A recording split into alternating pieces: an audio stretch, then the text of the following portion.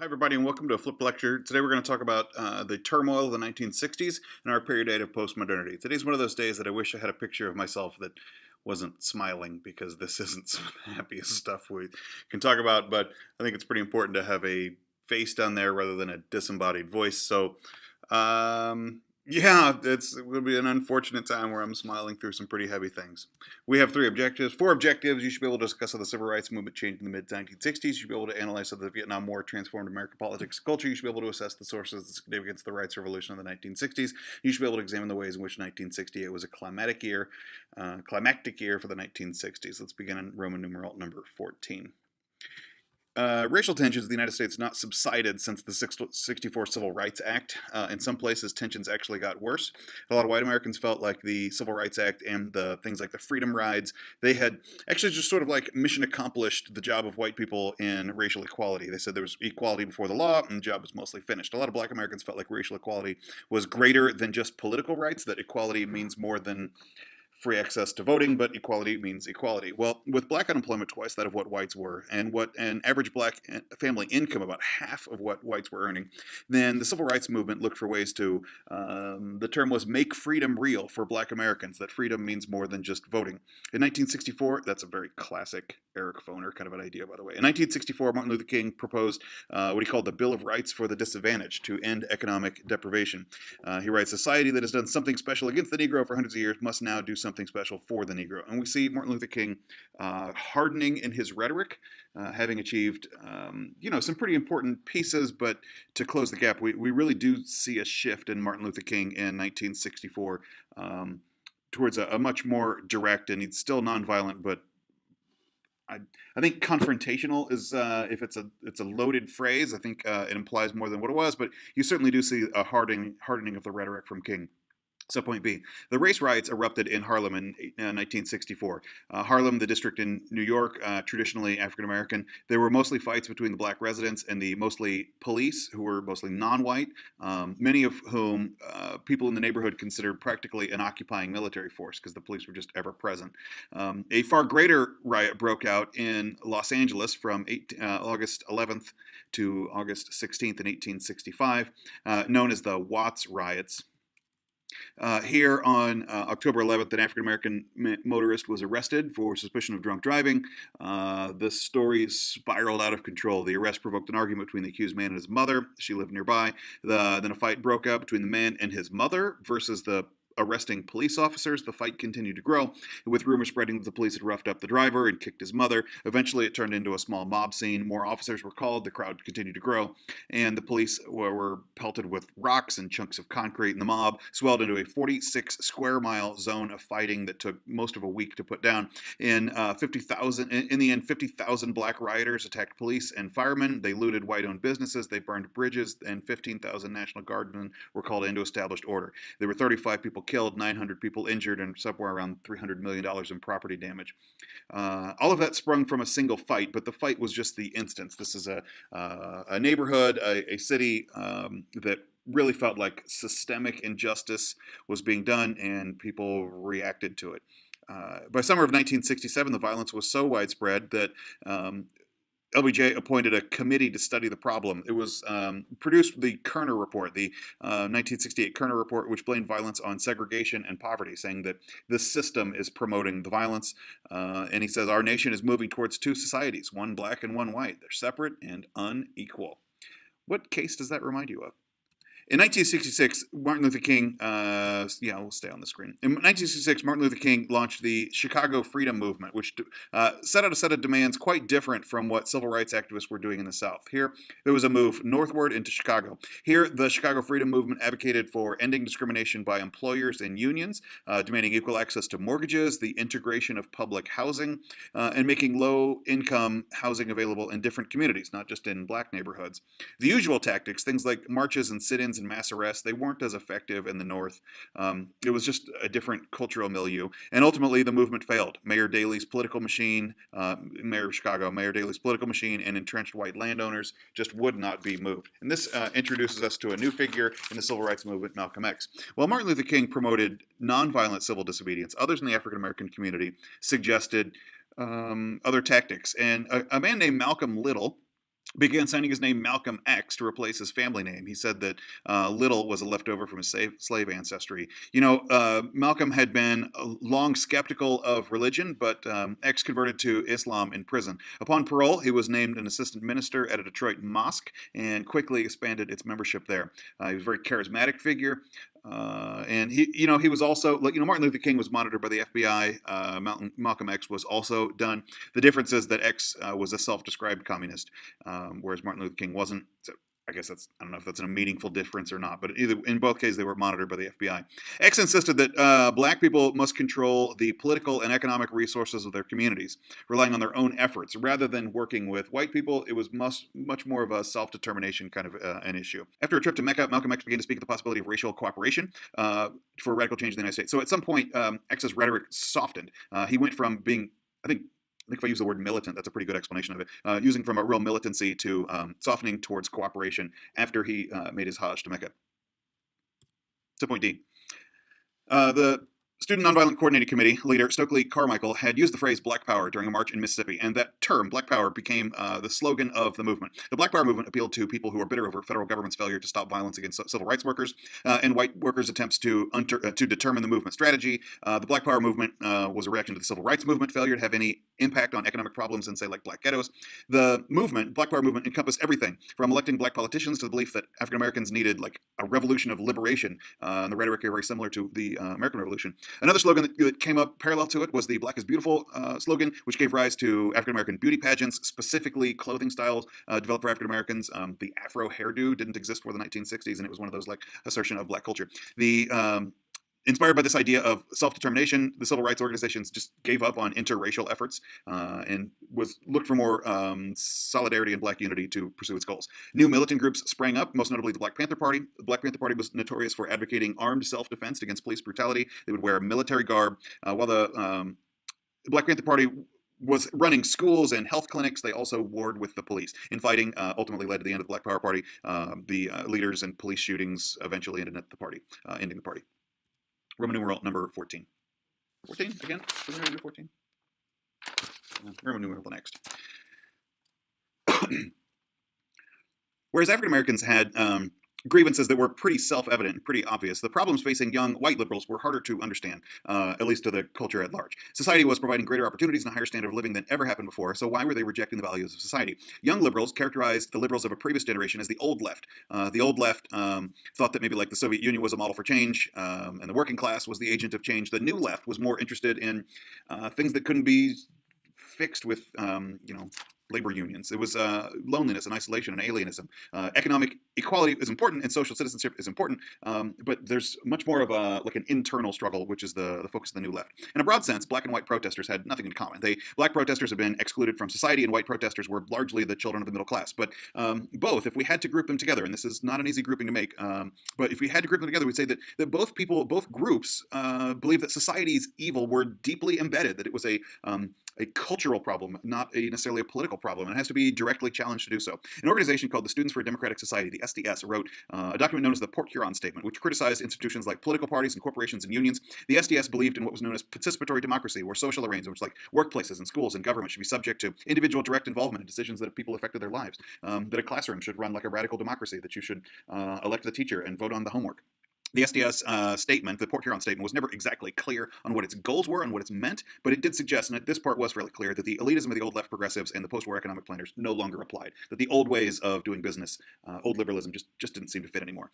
In 1964, the University of California, Berkeley was a big impersonal college where students, both liberal and conservative, back when there were still conservatives at Berkeley, they were upset at the limits of public speech. And so there was a student movement known as the Free Speech Movement, and thousands of students were successfully challenging the college, ending a repeal of the rule, which had limits on what was appropriate speech to use on a college campus. In a broader sense, the free speech movement challenged college campuses across the country, and now we see that there's an assertion of student rights on college campuses. That's point B. Transformed student progress made a strong move in the early 1960s towards full-fledged generational rebellion, and its catalyst to this was the war in Vietnam. The United States government seemed to be fairly ignorant of Vietnamese history or culture or the current situation in the country or countries, and they tended to believe that the United States could do easy nation-building whatever, just sort of figured we could swoop in and Americanize whatever country we wanted to do. The Kennedy administration wanted to promote counterinsurgency in Vietnam, hoping to use that sense of containment, of stopping of spreading communism into the Third World, but feared that the public wouldn't forgive them for losing Vietnam made it basically impossible for Kennedy and Johnson to ever quit the situation, no matter how bad it got. Even though the conflict in Vietnam looked like it was getting out of hand and it was an unwinnable situation, neither Kennedy or Johnson wanted to be the first American president to lose a war. So point C. When North Vietnamese patrol boats saw a United States ship on a spy mission, they opened up fire on the ship. And Johnson claimed that when the North Vietnamese shot on a U.S. ship, that was an act of aggression, that it clearly needed an answer. I guess we're going to call an audible. I missed a slide on this one. Subpoint C. When the North Vietnamese patrol boats on a U.S. ship and a spy mission, so they opened fire on the ship, Johnson claimed that it was an act of aggression that needed an answer. That's your subpoint C, number 1.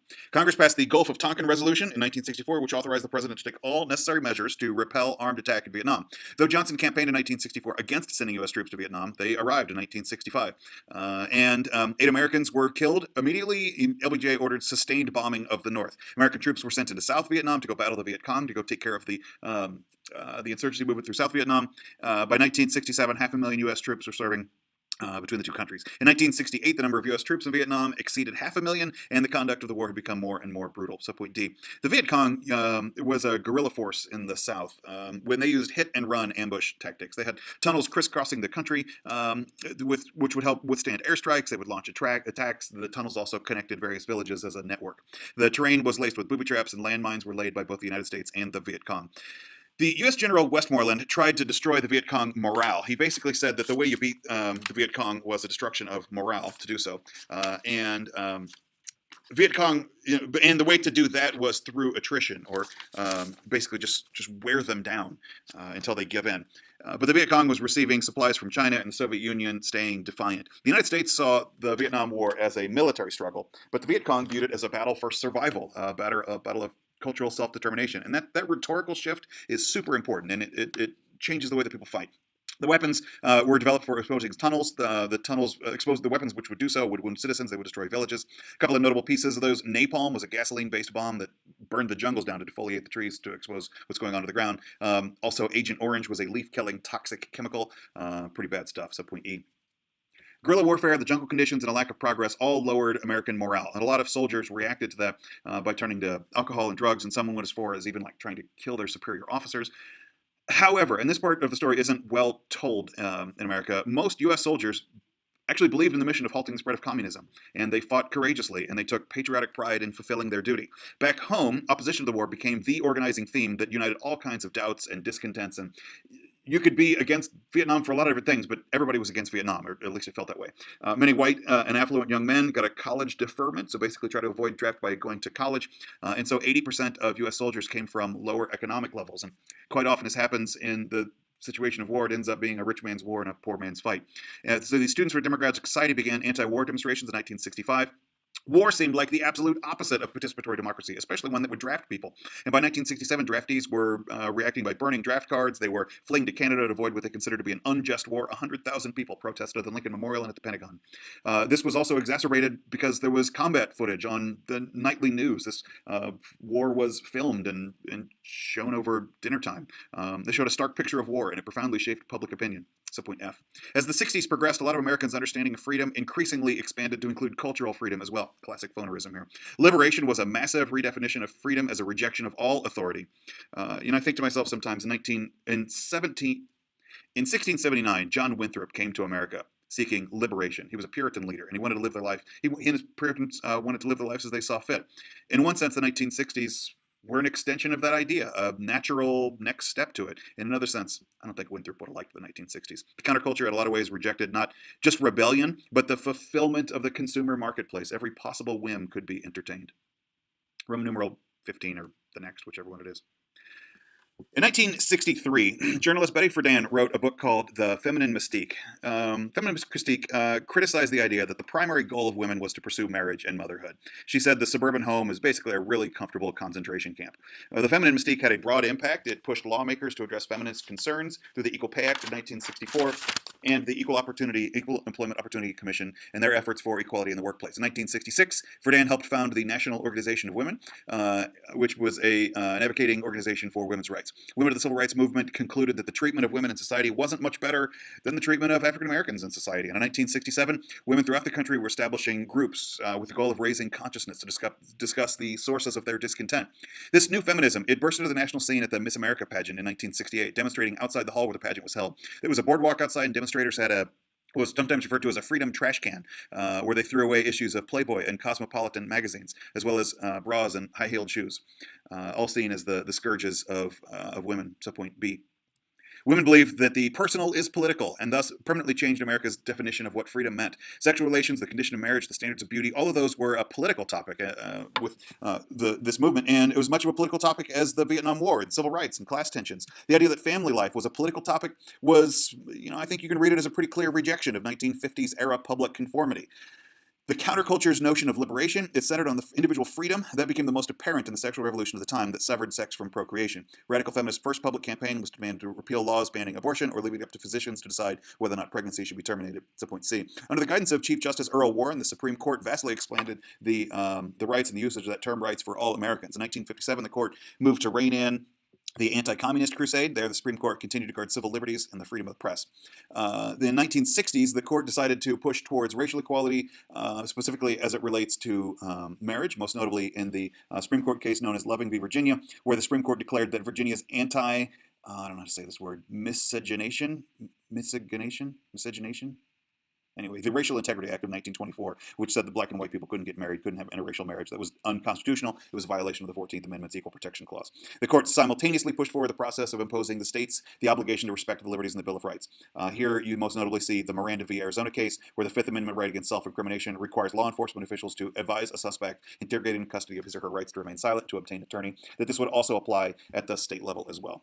The Warren Court outlined entirely new rights in response to the rapidly changing contours of American society. And here I want to talk about two Supreme Court cases, one you probably know and one you might not. The first one we'll talk about is Griswold v. Connecticut. Griswold v. Connecticut was a Supreme Court case which addressed a Connecticut law criminalizing the use of contraceptives. It was found to have violated marital privacy rights and basically said that the condition when a person speaks to their doctor that is an expectation of privacy, and the state shouldn't get in between those things. Roe versus Wade was the next step of that. That basically said that the crime to assist a woman in getting an abortion was found to have violated her due process rights. There's more subtlety to both of those cases, and I encourage you to learn about them. That we'll talk about them in AP Gov next year. Both the Griswold case and the Roe case unleashed a flood of rulings that seemed to accept the feminist idea of the family was a collection of sovereign individuals rather than a unit run with a single head. Roman numeral 16, maybe. I kind of forget now. In 1968, Vietnamese villagers went to the city to celebrate Vietnamese New Year, known as Tet. Tet coincided with a week-long truce for the holiday. It was a big deal. Both sides would cease fire so that the civilians could go and participate. The event was a confusing day. There were funerals of war victims, which could finally be held in the peace and the break of the war. There was also holiday parades. It was a confusion of, is this a happy time or a sad time? It was also used by the Viet Cong to smuggle weapons into the resistance movements in the South. That night, the Viet Cong attacked 100 towns and 12 U.S. air bases. What was known as the Tet Offensive lasted basically a month before the United States and Vietnam was able to regain control. General Westmoreland declared that the attacks were a military defeat for the Viet Cong, and it was certainly a turning point in public opinion. Before the Tet Offensive, most Americans were pretty hawkish on the war. Most Americans supported the war in Vietnam, the silent majority. After the Tet Offensive, both hawks and doves, people who were opposed at it, were pretty much equal, polling at 40% each. The mainstream media became openly critical of the war as a result of the Tet Offensive. Subpoint B. Martin Luther King Jr. was shot and killed by James Earl Ray in April of 1968. Martin Luther King Jr. was under police observation at the time. The FBI watched the whole thing go down, and police were immediately suspicious. Race riots broke out in over 100 U.S. cities, and there was widespread rumors that King's assassination was an FBI plot. Subpoint C. Johnson's Secretary of Defense, a guy named Robert McNamara, decided that the Vietnam War was ultimately unwinnable. And as Secretary of Secretary of Defense, McNamara said that it was his responsibility and he had to step down. His successor, a man named Clark Clifford, took over for McNamara. He also agreed that the Vietnam War was ultimately unwinnable. Johnson's popularity had taken a severe drop, and 60% of Americans were disapproving of how he was handling the war. Seeing that he probably wouldn't win re-election in 1968, he withdrew from the race early that year. Famous statement where he said, "I shall not seek and I will not accept the nomination of my party for another term as your president." When the president stepped stepped down then, there was a power vacuum in the Democratic Party, and several challengers emerged to go run against each other in the primary season. You have, on one sense, Eugene McCarthy. Eugene McCarthy, no relation to Joseph McCarthy, ran as a dove. Basically, Eugene McCarthy saying, let's begin anew and let's get out of the Vietnam War and go start again. Robert Kennedy entered the race when, earlier than LBJ's dropout, and he was President Kennedy's secretary or attorney general. So he entered the race earlier in the year when LBJ had a poor showing in New Hampshire.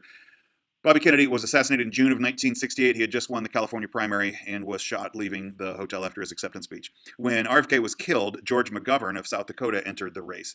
George McGovern cast himself as basically the heir of the Bobby Kennedy legacy.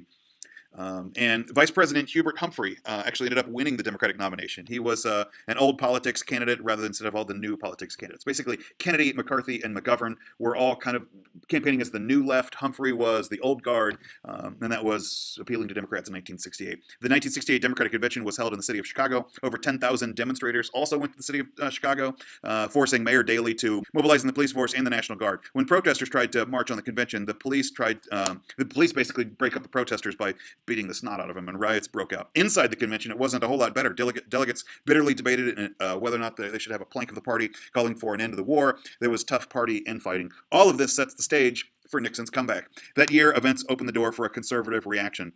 Nixon's campaign promises to restore law and order and to end the Vietnam War and strongly resonated with Americans. Nixon often talked about what we called the silent majority. The silent majority said we're a group of middle Americans being overshadowed in the media and the more vocal minority. They didn't join the demonstrations against the war in Vietnam. They didn't join in the counterculture. The silent majority didn't participate in the public discourse. And so he says, I ask tonight to you, the great silent majority of my fellow Americans, I ask for your support. That year, Alabama Governor George Wallace also ran for president as a third-party candidate.